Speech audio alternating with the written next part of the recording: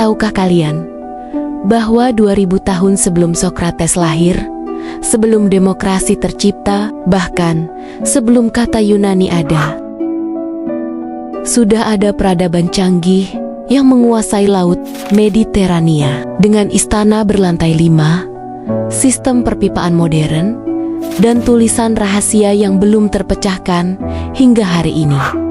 Ini bukan sekadar cerita tentang awal mula Yunani. Ini adalah kisah tentang 3 peradaban yang hilang, yang menciptakan fondasi dunia modern tanpa kita sadari.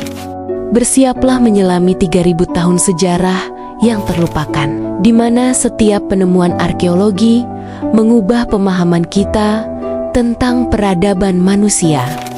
3100 sebelum Masehi, sementara Mesir baru mulai membangun piramid pertama. Di Pulau Kreta telah berdiri peradaban yang jauh melampaui zamannya. Peradaban Minoa, dinamakan dari raja legendaris Minos yang konon memelihara monster Minotaur di labirin bawah tanah. Tapi kenyataannya jauh lebih menakjubkan dari legenda.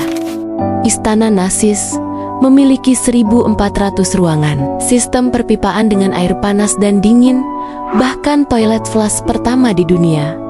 Teknologi yang baru muncul lagi di Eropa 3000 tahun kemudian. Mereka menciptakan linear A, sistem tulisan yang hingga hari ini belum berhasil dipecahkan oleh para ahli. Bayangkan, sebuah bahasa dari 4000 tahun lalu yang masih menyimpan rahasia. Bangsa Minoa bukan penakluk. Mereka adalah master diplomatik, menguasai perdagangan Mediterania tanpa angkatan perang besar. Fresko-fresko mereka menampilkan wanita dengan kedudukan tinggi, upacara damai, dan seni yang menakjubkan. Tapi tahun 1450 sebelum Masehi, dalam sekejap mata, semuanya lenyap. Istana terbakar, kota ditinggalkan. Apa yang terjadi? Letusan dahsyat gunung api Thera di Santorini yang konon menginspirasi legenda Atlantis. Ketika Minoa jatuh, bangkit peradaban baru di daratan Yunani yang sangat berbeda, yaitu Mycenae. 1600 sebelum Masehi sampai 1100 sebelum Masehi. Ini adalah era perunggu Yunani. Zaman raja-raja pejuang yang membangun benteng-benteng raksasa dengan batu seberat 100 ton. Tembok siklopik Mycenae dinamakan demikian karena orang Yunani kuno percaya hanya raksasa Cyclops yang bisa mengangkat batu sebesar itu. Berbeda dengan Minoa yang damai, bangsa Mycenae adalah master perang. Mereka menciptakan kereta perang, pedang perunggu canggih, dan armor lengkap yang ditemukan para arkeolog. Yang paling mengejutkan, mereka berhasil memecahkan linear B, dan ternyata itu adalah bahasa Yunani kuno. Tablet-tablet tanah liat ini mencatat inventaris istana nama-nama dewa yang kita kenal: Zeus, Hera, Poseidon, dan yang paling legendaris, Perang Troya bukan hanya mitos. Arkeolog Heinrich Schliemann menemukan Troy yang terbakar sekitar 1180 sebelum Masehi, persis seperti yang diceritakan Homer dalam Iliad. Raja Agamemnon yang memimpin koalisi Mycenae mungkin benar-benar ada. Topeng emas yang ditemukan di makamnya kini menjadi salah satu artefak paling berharga dunia.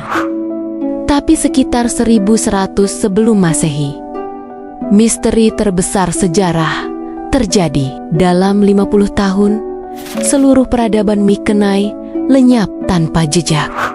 1100 sampai 800 sebelum Masehi, 300 tahun yang hilang dari sejarah. Yunani terjun ke dalam Dark Ages, zaman kegelapan yang mengubah segalanya.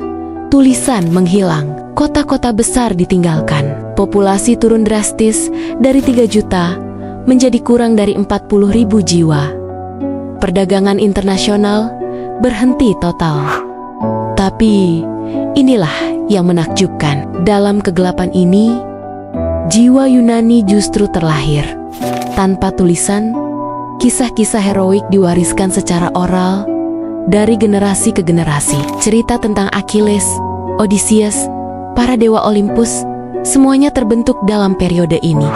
Migrasi besar-besaran terjadi. Suku Dorik bermigrasi ke selatan, Ionik ke timur. Dari perpindahan inilah lahir dialek-dialek yang kelak membedakan Athena, Sparta, dan kota-kota lainnya.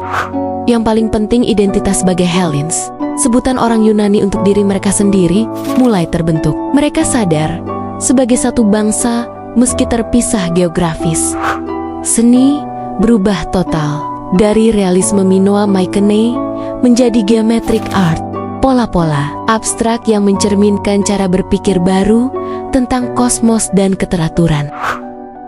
800 sebelum Masehi, fajar baru Yunani dimulai, kontak dengan dunia luar pulih. Yang pertama, alfabet. Orang Yunani mengadaptasi tulisan Fenisia dan menambahkan huruf vokal, menciptakan sistem tulisan yang kita gunakan hingga hari ini. Revolusi pertama yaitu Homer, kisah-kisah lisan yang beredar selama 300 tahun, akhirnya ditulis menjadi Iliad dan Odyssey. Ini bukan sekadar sastra, ini adalah DNA budaya Yunani. Polis, negara kota, mulai bermunculan. Athena, Sparta, Korinth, dan Thebes, masing-masing dengan karakter unik, tapi terikat oleh bahasa, agama, dan nilai bersama. Kolonisasi besar dimulai. Orang Yunani menyebar ke Mediterania, dari Marseille di Prancis hingga Trepisis di Laut Hitam. Mereka membawa budaya Yunani ke seluruh dunia kuno. Yang paling penting, kompetisi dan excellence menjadi inti budaya Yunani. Olimpiade pertama diselenggarakan 776 sebelum Masehi. Tradisi yang masih kita lanjutkan 2800 tahun kemudian. Dari abu zaman kegelapan, bangkit peradaban yang akan menghasilkan Socrates, Plato, demokrasi, dan ilmu pengetahuan modern.